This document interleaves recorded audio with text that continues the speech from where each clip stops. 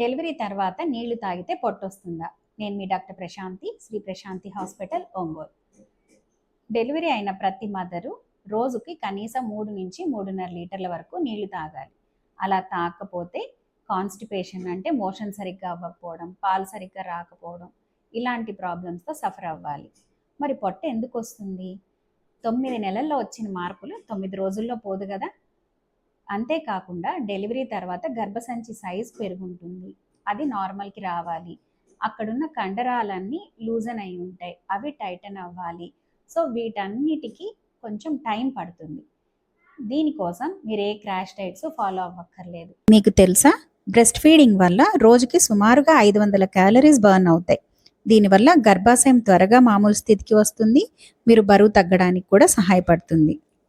సరైన డైట్, సరైన ఎక్సర్సైజ్, సరైన రెస్ట్, నిద్ర, ఈ మూడిటి వల్ల మీ షేపు 6 నుంచి 8 వారాల్లో మళ్ళీ మీకు వచ్చేస్తుంది. ఈ మొదటి 6 వారాల్లో ఏమేమి ఎక్సర్సైజులు చేయాలో నెక్స్ట్ వీడియోలో తెలుసుకుందాం.